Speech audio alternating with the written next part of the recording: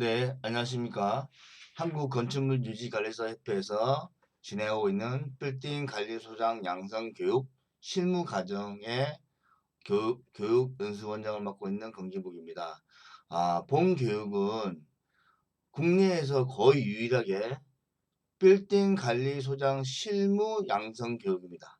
그러니까 전혀 경력이 없는 분들을 바로 취업할 수 있도록 실무를 교육시키는 과정이라고 생각하시면 됩니다.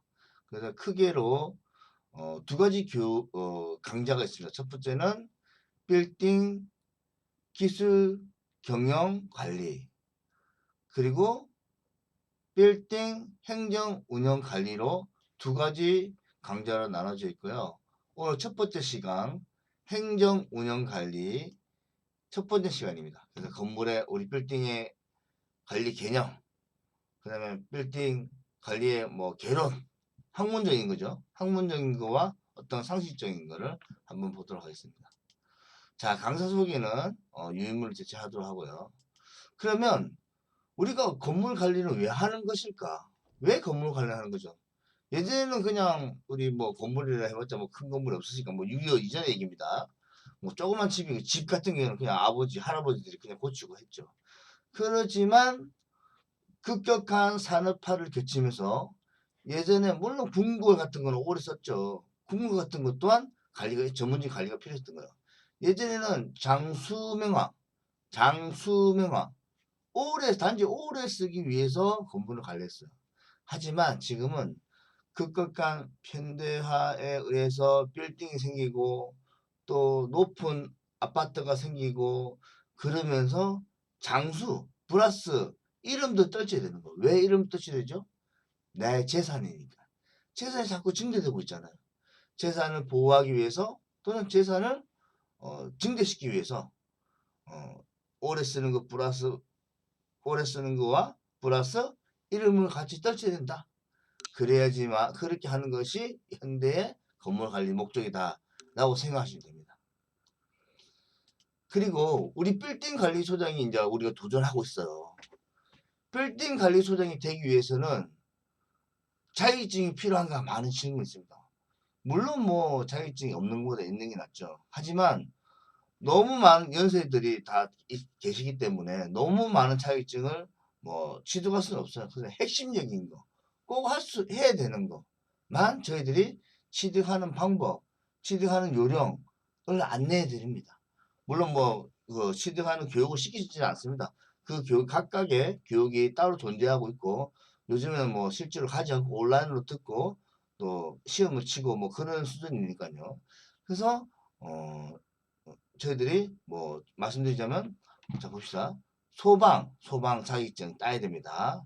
보통 일주일 정도 교육 받아야 돼요. 그 다음에 승강기 가스 이런 자격증을 따는 거죠.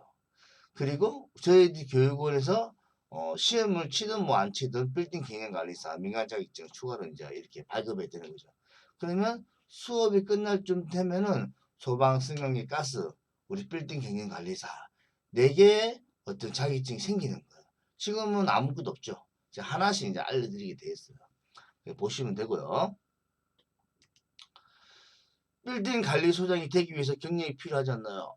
물론 뭐 경력이 있으면 뭐 금상첨화죠. 그러면 뭐 예를 들어서 제가 군대를 제대했는데 어떻게 빌딩 관리소장을 바로 할 수 있겠어요? 지금 말하는 군대 제대는 뭐 어떤 하사관이나 뭐 상사나 뭐 원사 이렇게 제대하는 거고요. 뭐 공무원은 제대하거나 또 빌딩 관리소장 하고 싶을 수도 있잖아요. 그럼 경력이 어디 있냐고요? 경력이 없지만 제가 바로 뭐라 말씀드렸습니까? 우리는 경력이 없지만 실무에 바로 쓸 수 있는 신임 소장으로 바로 갈 수 있는 교육을 실무 교육을 해드리는 유일한 교육이라고 생각하시면 됩니다. 그래서 잘 들으시면 바로 가서 쓸 수 있는 교육을 들을 수 있고 또 교재를 들고 계시면 언제든지 다시 펴서 볼 수 있는 그런 교재니까 꼭 관리를 잘 하시기 바라겠습니다. 빌딩 관리소장은 무슨 일을 하나요? 빌딩 관리소장 무슨 일 할까요? 이거 있네요. 빌딩의 점검 운영 계획. 그 다음에 조금 전에 말씀드렸죠. 장수 명화를 위한 업무. 그 다음에 입주 및 민원 해결. 뭐 미화. 시설물 점검, 직원 교육, 외접재 관리 등등을 하는 거죠. 그런데 이제 여러분들이 이제 신임 소장이라고 가정하면은 최초에 건물의 크기는 한 7층 전후의 건물을 할 겁니다. 그 뒤에 나옵니다. 뒤에 나옵니다. 7층 건물 전후에 뭐 6층이나 8층 되겠죠. 그 건물로 거의 갈 겁니다. 왜 그러냐면 그 건물이 많아요. 빌딩, 우리가 말하는 상가급 빌딩, 프라이빗 빌딩 등등 이 빌딩이 6층, 7층, 7층 전후, 6층, 7층, 8층 건물이 제일 많아요. 거기에 아마 갈 확률이 높습니다. 그리고 이제 시간이 지나다 보면은 경력사에서 보면은 큰 건물로 이동하면서 급여도 올라가고 그러는 거죠. 그래서 처음부터 너무 높은 목표를 세우지 말고 작은 목표도 세워서 바로 도전해서 또 성취할 수 있는 그런 계획을 잡았으면 좋겠습니다. 취업은 어떻게 되나요? 참 이게 질문이 가장 많은데 취업을 직접 시켜드리진 않아요. 시키지 않지만 우리가 갈 수 있는 데가 참 많아요. 자, 봅시다. 뒤에 나오겠지만 우리가 갈 수 있는 건물이 참 많으니까 여기 건물에서 많은 소장님들 구직 중이었어요. 그래서 제가 맨 마지막 강의에 취업하는 방법, 이로써 쓰는 방법, 뭐 면접 보는 방법을 다 강의해 드리게 있어요. 그 강의만 잘 들어도 취업이 아주 유리합니다. 보시고요. 자, 이제 실무적으로 들어가겠습니다. 건물의 종류, 보시죠. 우리가 이제 크기는 주택이냐, 그리고 주택이 아니냐로 나누어집니다. 그렇죠? 주택에는 공동주택과 단독주택으로 나누죠. 자, 단독주택 아시죠? 나 혼자 사는 집. 그럼 공동주택은 뭐죠? 같이 사는 집인데 어디서부터 공동주택일까요? 빌라 다세대. 두 세대가 이상의 벽을 맞대고 한 지붕에 살고 있으면 공동주택입니다. 간단하시죠? 이해하시죠? 그리고 상업용이냐, 상업용이 아니냐. 자, 다시요. 상업용이냐, 비상업용이냐. 자, 상업용인 건물 뭐 있을까요? 상가 빌딩, 프라이빗 빌딩, 사무실 빌딩 되어 있죠. 비상업용은 뭐죠? 우리 정부가 운영하는 학교, 뭐죠? 그다음 뭐 정부가 운영하는 지하철 역사, 단독 건물 이런 거 비상업용인 건물이죠. 그리고 공동주택과 상업용이 같이 있는 건물을 복합 건물입니다. 우리 주상복합 건물 아시죠? 1층부터 5층까지는 상가, 6층부터 뭐 20층까지는 공동주택 또는 오피스텔 이런 건물을 복합 건물을 합니다. 자, 이해하시리라 생각하고요. 다음 넘어가겠습니다. 자, 이제 요 표가 아주 중요한 표입니다. 이제 시험에도 나오는 표고요. 자, 보셔야 됩니다. 우리가 이제 건물에는 조금 전에 말씀드렸다시피 주택이냐 주택이 아니냐 맞죠? 그 다음에 주택에는 단독주택과 공동주택이 나눠요. 공동주택? 공동주택은 주택관리사가 관리하는 건데 그러면 일부 묻는 사람들이 있어. 주택관리사가 있어야지 상업용이나 비상업용도 관리하지 않느냐. 자, 이게 보면 나와있습니다. 자, 이제 법이 있는데 법이 있는데 공동주택관리법에 의해서 아파트 또는 연립주택, 다세대주택, 공동주택이죠. 300세대 이상인 경우에는 주택관리사가 관리를 해야 됩니다. 300세대 이상일 때는.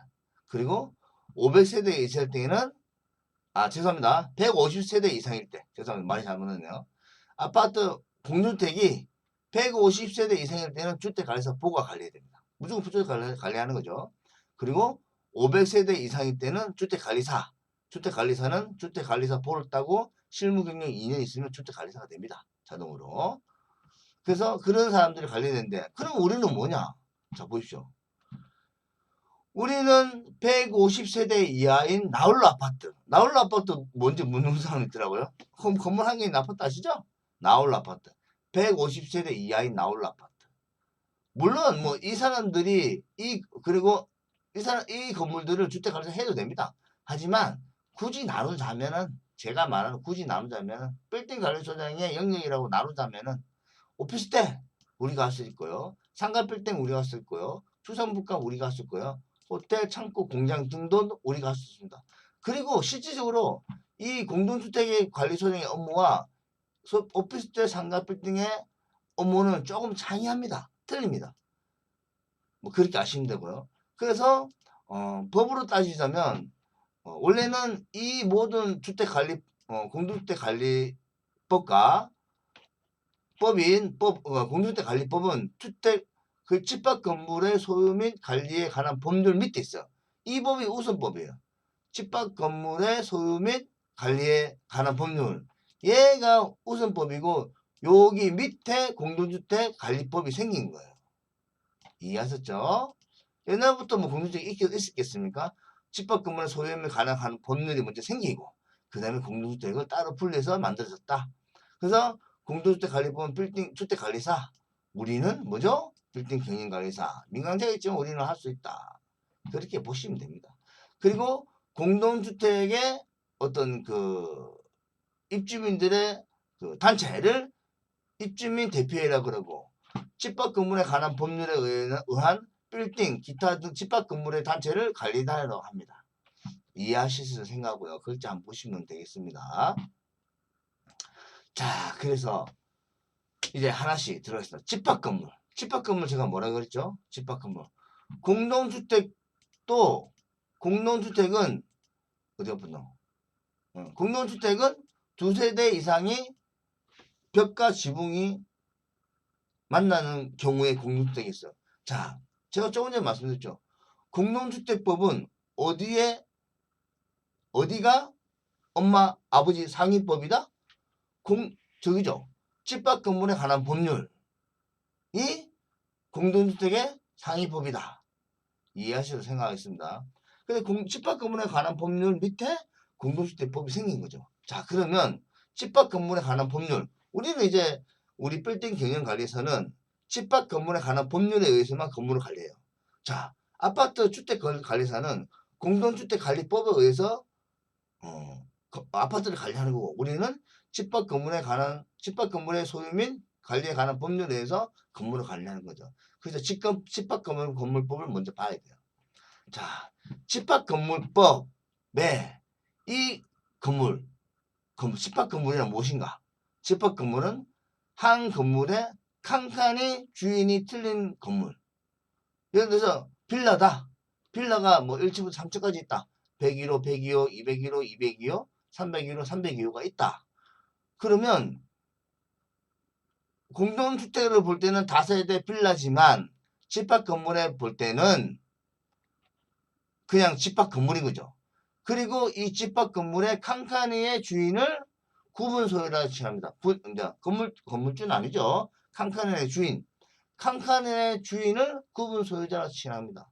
그러면 전문가의 손길이 필요한 건물은 어디서 붙으냐? 빌라도 전문가가 손길이 필요한 거야? 수주를 관리해야 되나요? 좀 빌라 같은 게 좀 애매하죠. 맞지 않나요? 그래서 제가 규정하는데 스프링쿨러, 우리 천장에 보면 스프링쿨러 있지 않습니까? 스프링쿨러가 있는 건물은 전문가들의 손길이 필요합니다. 주기적으로 한 달에 한 번씩 주기적으로 와서 건물을 관리합니다. 그리고 플러스 이 스프링클러가 있으면 또 엘리베이터가 거의 다 있어요. 그렇기 때문에 엘리베이터와 소방시설을 관리해야 되기 때문에 전문가의 손길이 필요하다. 그렇게 하시면 되겠습니다. 자, 건물의 생애 주기의 비용. 건물은 이렇게 일생을 삽니다. 처음에 건물이 사업 검토를 해서 설계해서 건물을 만들겠죠. 그리고 매매, 임대, 공매를 계속 이렇게 돌아가는 거죠. 그러면서 계속 유지 보수를 하고 있는 거. 그리고 생명이 끝나면 이렇게 폐기해서 땅으로 만들든지 아니면 재생합니다. 땅으로 만들겠죠. 그러면 다시 이렇게 돌아가는 거죠. 그러면 건물은 이렇게 한 바퀴 도는데 몇 년 걸릴까?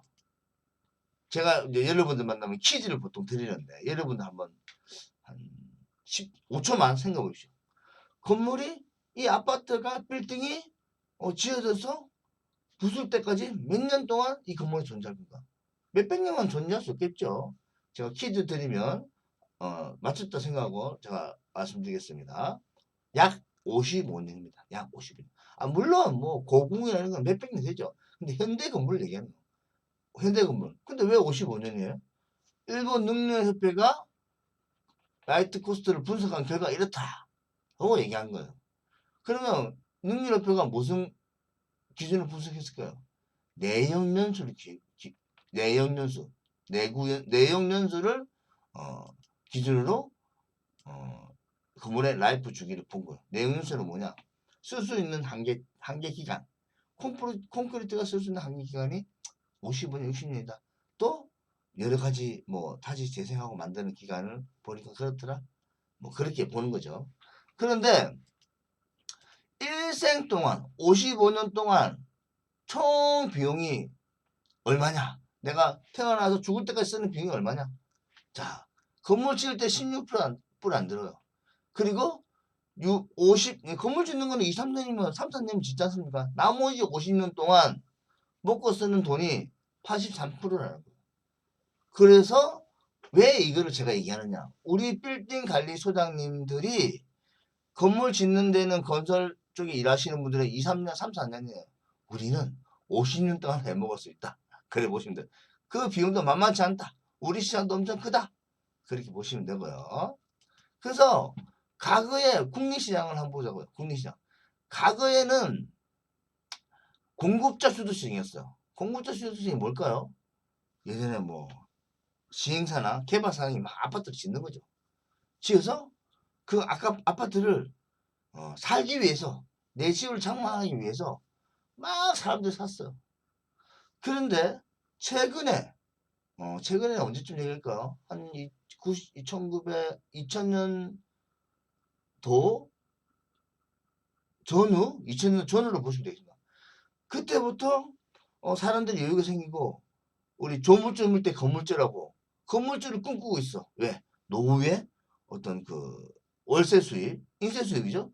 월세 수입을 받기 위해서 건물주가 돼야 되는데 건물주는 한 건물을 살려고 하니까 뭐 작게는 몇억, 뭐 비싸게는 몇십억, 몇백억 들어요. 그러니까 그렇게 할 수 없으니까 한 칸이라도 사서 월세를 받자. 그래서 상가 빌딩과 오피스텔이 생겨나기 시작했어요. 그리고 그때 그 어떤 소비자의 니즈를 파악하고 개발商들이 그러면 대규모 개발해서 한 칸씩을 팔아서 그 사람들의 월세 수익의 욕구를 충족해 주자. 그렇게 된 거죠. 그렇게 해서 오피스텔 상가가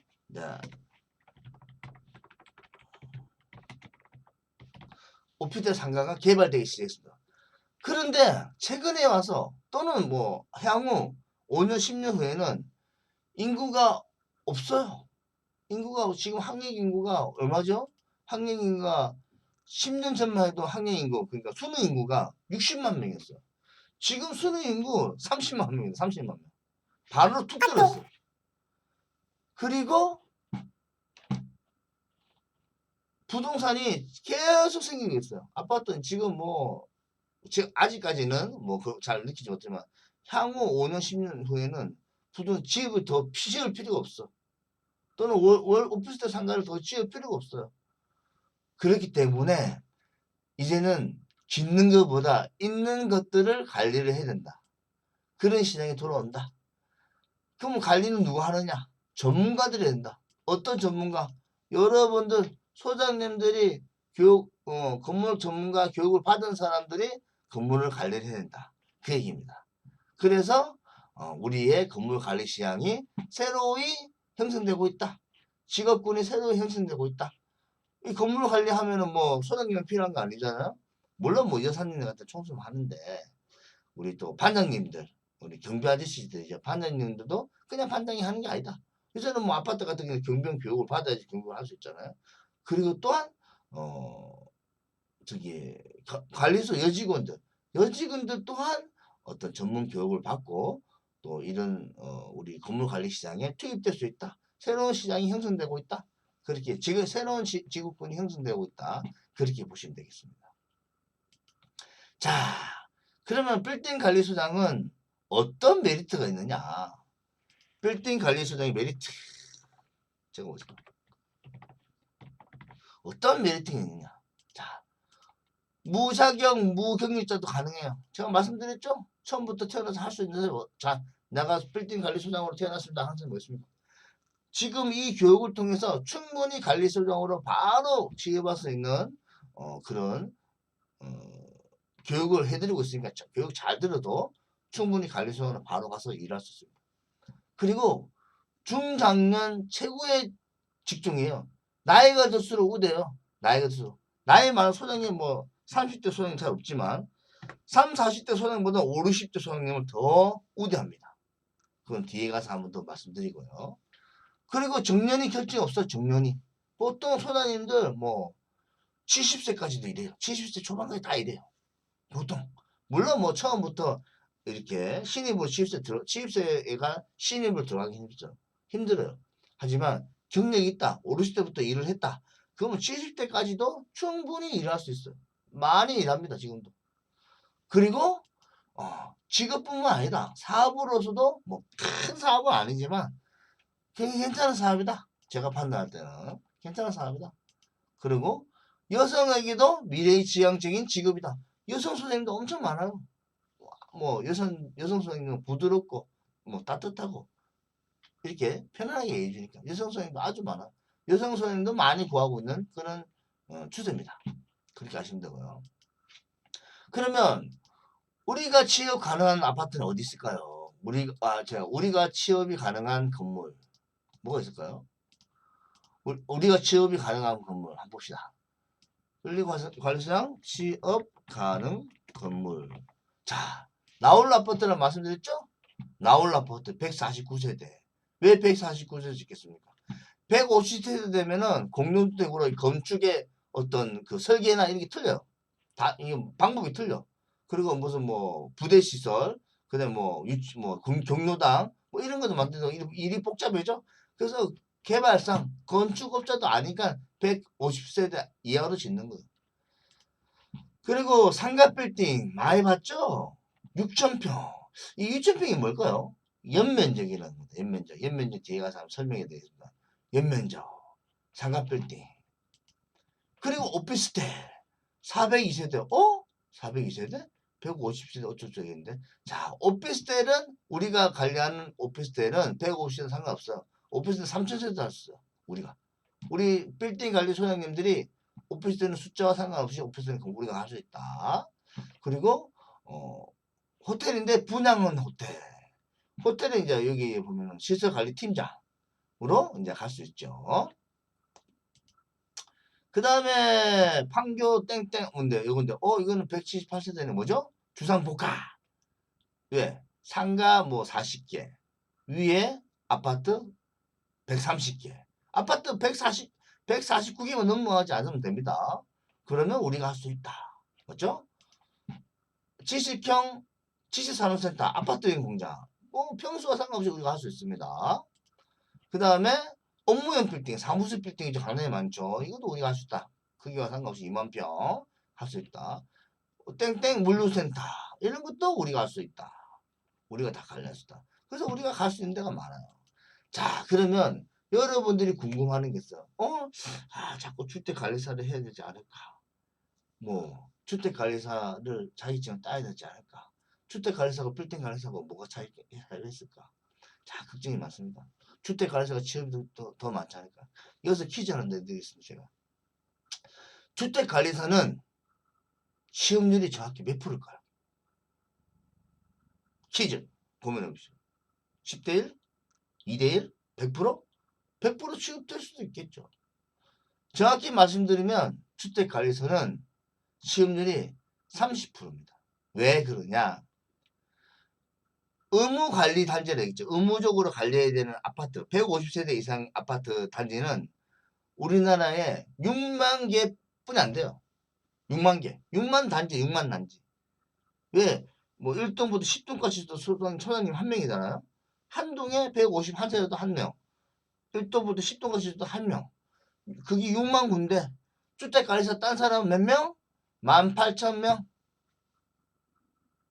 죄송합니다. 거꾸로 왔네. 의무 관리 단지가 18,000개. 18,000개예요. 의무 관리 단지가 18,000개.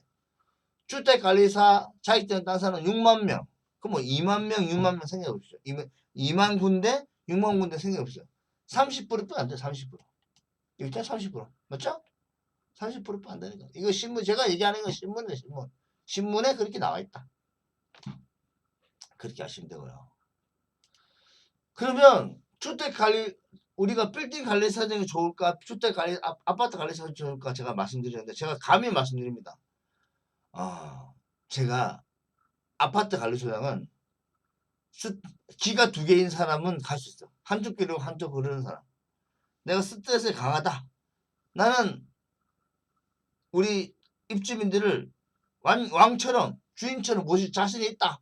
물론 뭐 빌딩 관리소장도 뭐 그 정도는 해야 되겠지만 간쓸게 다 빼놓고 나는 기계 뒤고 열심히 일할 수 있다. 이런 사람만 갑니다. 아파트 관리소장. 물론 뭐 이거는 제 개인적인 생각입니다. 그리고 빌딩 관리소장은 그거 좀 약간 덜합니다. 빌딩 관리소장은 좀 스트레스가 덜합니다. 주택관리사 따고도 빌딩 관리소장 오르신 분이 많이 있습니다. 그러면 빌딩 관리, 우리가 아파트 관리소장은 현장당 건설 연수가 얼마일까요? 이것도 퀴즈를 내야 되는데 하여튼 보겠습니다. 영상이 관련된 영상이니까 영상 한번 보겠습니다. 영상 보시고 한번 보시겠습니다. 퀴즈를 원래 내야 되는데 영상 바로 보도록 하겠습니다. 지난달 28일 인천의 한 아파트 관리소장이 입주민 대표가 휘두른 흉기에 목숨을 잃었습니다. 이 관리소장은 비극이 일어나기 직전까지도 수차례 부당행위를 당한 정황이 포착되기도 했는데요. 입주민들의 이런 갑질 때문에 아파트 관리소장들의 근속기간은 평균 2년이 안 되는 것으로 파악됐습니다. 대부분 늦은 나이에 어렵게 주택관리사 자격증을 따고도 아파트 단지를 여러 차례 옮기는 이유를 이혜진 기자가 취재했습니다. 뭐가 제일 힘드셨을까요, 다른 분들? 인원요. 거의 반은 갑질입니다. 2018년 기준으로다가 내가 5번째 수장이에요. 힘드셔가지고. 그냥 막 정신없이 나간 거예요. 너무 힘들면 그만둬라 그랬더니 아니 그러려고 10월 28일 수요일 1시 반쯤 오후 1시 반쯤 서부경찰서 강력계라고 전화가 왔어요. 경찰이 전해온 건 동생의 사망 소식이었습니다. 아파트 관리소장이 피살된 첫 사건입니다. 그런데 공동주택 관리 종사자들의 사건 사고를 들여다보니 최근 10년간 10명의 소장들이 목숨을 잃었습니다. 업무 스트레스로 스스로 목숨을 끊은 사건이 7건, 과로사하거나 아파트 순찰 중 사망한 경우가 2건입니다. 입주민이 소장을 협박하거나 폭행한 사건 역시 잇따르고 있습니다. 입주자 대표회의 부회장이 관리비를 안내 전기가 끊어지자 용역 직원을 동원해 관리소장을 집단 폭행하거나 입주민 폭력으로 갈비뼈 3개가 골절된 사례도 있었습니다. TBS가 입수한 자료에 따르면 소장들이 한 단지에서 일한 기간은 평균 23.9개월입니다. 근속기간이 가장 긴 지역은 전북으로 30개월이고 서울, 경기, 인천은 2년을 밑돕니다. 고용노동부가 발표한 노동자 평균 근속연수인 80개월과 비교하면 절반이 채 안 됩니다. 왜 그런지 전문가 의견을 들어봤습니다. 이 관리사무소장을 비롯한 공동주택 업무 종사자들을 하인, 하수인 뭐 이렇게 생각하는 인식을 개선해야 이 부분들이 공동주택 관리 전문가들이시거든요. 이거에 대한 인식이 아직 너무 낮아요. 여전히 입주자 대표들로부터 소장은 시키는 대로 하면 된다. 혹은 머슴 주제라는 말을 들었다는 소장들의 증언이 잇따르고 있는 상황. 고 이경숙 소장의 동료였던 또 다른 소장은 입주자 대표회의의 갑질이 근절돼야 한다고 호소했습니다. 우리 현장에서 일하면서 아파트 입주자 대표회의들한테 갑질 당하는 거 다른 소장님들도 많이 있고 저도 그렇게 많이 당했습니다. 이 이경숙 소장의 죽음이 그냥 묻혀지지 않고 꼭 관리소장으로서 주택관리사로서 대접을 받고 그런 사회가 왔으면 좋겠습니다. 나도 이경숙이라는 소장들. 이들은 소장 자격증인 주택관리사 제도가 도입된 지 30년이 됐는데도 현장은 달라지지 않았다며 입주민들의 갑질 방지를 위한 가칭 이경숙법 제정을 위한 시위를 이어나갈 계획입니다. TBS 이혜진입니다. 자, 그래서 아파트 관리소장은 엄청 힘듭니다. 빌딩 관리소장은 뭐 그렇게 이 정도까지 힘들진 않습니다. 장사하면 잘 되면 되니까요, 입주민들이. 그래서 빌딩 관리소장은 그래 힘들죠. 그래서 아파트 관리 주택 가서 볼을 따고 빌딩 관리소장을 오기 위해서 저희 강의를 많이 듣는 경우가 많습니다. 그래서 아파트 업무와 빌딩 업무는 좀 상이하기 때문에요. 그래서 제가 말씀드린 퀴즈에 아까 근속연수 몇 개월일까요? 뭐 2년, 24개월. 그리고 뭐 왜 또 2년이냐면 관리회사가 보통 아파트 관리를 해요. 계약을 하죠. 관리회사 관리 계약 기간이 2년이에요. 2년 있으면 잘라버려요. 다른 회사로 바꿔버려. 좀 더 싼데 뭐 이거는 뭐 카드나 통신인데 뭐 입주민 대표회의에 정식적으로 발전기금을 내는데 그런 데만로 관리회사를 바꿔버려요. 바꿔버리면 이 소장님은 그만둬야 돼. 맞죠? 100% 그만둬요. 또는 뭐 그냥 있어도 또 다른 문제가 있어요. 그만두면은 다른 현장을 구해야 되는데 제가 말씀드렸지 않습니까? 현장은 20군 됐네. 현장에 가려는 사람은 60명이야. 그럼 바로 갈 수 있는데 또 기다려야 돼? 그런 거죠. 그리고 또 카드라 통신인데 관리소장 또한 그 취직하기 위해서 그 아파트 단지에 발전기금을 내요. 취직하기 위해서 발전기금을 내요. 그런 뭐 얘기도 들었습니다. 2개월치의 월급을 미리 내는 거죠. 2년 공부하려고. 참 정확한 건 아니지만 그런 얘기가 있다는 얘기 제가 말씀드리고요. 그래서 아파트 관리소장보다 여러분들이 빌딩 관리소장을 택하기 잘했다. 아파트 관리소장님은 70 넘으면 일 못합니다. 왜? 젊은 사람들이 줄 서 있는데 그러지 않나요? 우리 소장들은 아주 선택을 잘하셨다. 그 얘기 드리고 싶습니다. 자, 보십시오. 그냥 봐도 주거용이 63%예요. 주거용. 우리나라 건물에 총 몇 개냐면 건물이 727만 동이에요. 730만 동. 단독주택, 뭐 군대, 빌딩, 뭐 상가 어쩌고저쩌고 다 포함한 거죠. 학교까지. 다 포함해 보니까 주거용이 63%. 당연히 많겠죠. 그리고 상업용, 공업용, 교육용이 이렇게 하면 20 몇 프로 되더라. 그런데 저는 뭐 저학급 수준 따져봐야 돼요. 주거용이 조금 전에 뭘 했습니까? 주거용이 18,000동. 의무가가 18,000군데라고 얘기했잖아요. 18,000군데.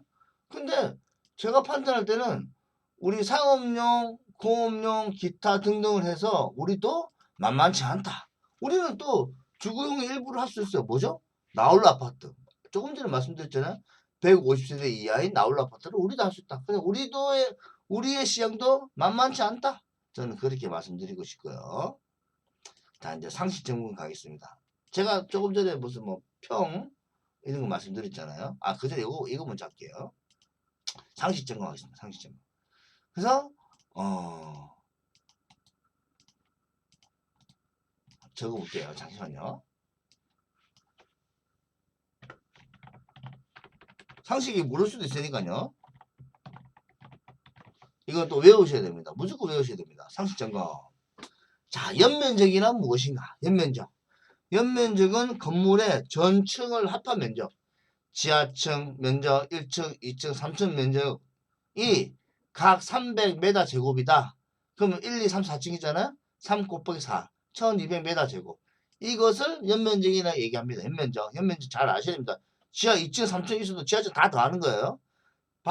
건물의 바닥면을 다 더한 면적을 연면적이라 한다. 이해하실 거라 생각하고요. 그리고, 자, 이게 또 중요합니다. 한 평은 몇 메다 제곱일까요? 한 평은. 자, 한 평은, 이게 300m 제곱이 되어 있죠? 한 평은 몇 메다 제곱일까요? 한 평은 3.305785m 제곱입니다. 3.3m 제곱이라 보시면 되겠죠? 3.3m 제곱은 한 평이다. 그러면 1m 제곱은 몇 평이냐? 0.3025평. 그러면 한 평의 가로세로는 얼마일까요? 누가 얘기합니다. 3,300 곱하기 3,000 아니고요. 한 평의 가로세로는 1820 곱하기 1820입니다. 아시겠죠? 그러면 1m 제곱은 뭐죠? 가로 세로 1000mm 맞죠? 1000mm 1m인 면적을 1m 제곱해야 합니다. 그러면 이것을 우리가 1m 제곱은 우리가 그 건설 용어로 뭐라 그럴까요? 알아야 되거든요. 1m 제곱은 건설 용어로 뭐라 그럴까요? 제곱은 건설 용어로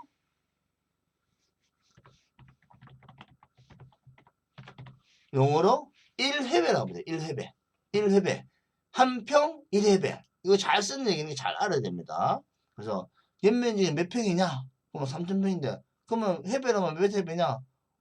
3.3이니까 3000평인데 회배라면 그냥 9900 회배 되겠죠? 그런 회배 아셔야 되고요. 그러면 가로 세로 1m, 세로 높이 1m는 1세제곱미터라고 하죠. 1입평미터라고도 얘기해요. 그리고 여기다가 모래를 가득 부으면 1루베, 물을 가득 채우면 1톤입니다. 아시겠죠? 이거 참 중요한 얘기입니다. 이거 뒤에 가서 계속 나오는 얘기니까 이거 무조건 외우셔야 됩니다. 뭐 시험을 친다면 시험에 무조건 나오는 내용이니까요. 외우셔야 합니다. 그리고 이제 끝으로 우리 건물관리업체의 조직도를 지금 좀 아셔야 돼요. 그래서 뒤에 가서는 수업에도 영향이 되니까. 보통 조직도가 이렇습니다. 보통 이렇게 됐습니다. 그래서 대표이사가 있고 그리고 보통 여기에 사회이사가 있어요. 사회이사. 그 대표이사를 도와주시는 분들 이사 명함판을 내고 그리고 부장 이사 전문 뭐 이런 사람들이 있겠죠. 그 조문과가 있고 그러면 현장에 가서 현장에 가면 현장에 갔어요. 현장에 가면은 이렇게 소장, 현장 격리, 경비반장, 기존반장, 미화반장, 관리과장, 방재과장 이렇게 됐어요. 이거 조금 큰 현장이고 여러분들이 가는 현장은 자 연면적이 얼마 있는데 제가 7층 전후의 건물에 있죠. 여러분들이 가는 건물은 3000평 이하인 건물 2000평에서 3000평 사이의 건물을 가실 겁니다. 왜 그 가는지는 뒤에 얘기해 드리겠습니다. 그 건물이 가장 많습니다. 2000평에서 3000평 사이에 상가 빌딩, 뭐 업무용 빌딩이 갈 확률이 제일 높아요. 그거 갈 건데 거기에는 보통 어떻게 되느냐 이렇게 됐습니다. 이렇게 봐야 되겠죠. 관리부장님, 소장님 기준에 봐야 되니까요. 소장님 기준에는 이렇게 채우기 없음. 소장님 기준에는 이렇게 됩니다. 소장님이 있고 격리가 있는데 격리가 소장님 관리실에 같이 근무하지 않습니다. 본사에 있습니다. 본사에. 이거 약간 조금 빼야 되겠네요. 이렇게 되겠네요. 이렇게 본사에 있습니다. 본사에. 아시겠죠? 그리고 경비원 1명 또는 2명 그리고 미화원 1명 또는 2명 그러니까 소장님 1명 보통 경비원이 1명 또는 2명 미화원이 1명 또는 2명 이렇게 일합니다. 그래서 격리는 없고 소장님이 조금의 기초적인 격리 업무를 해야 되는 거죠.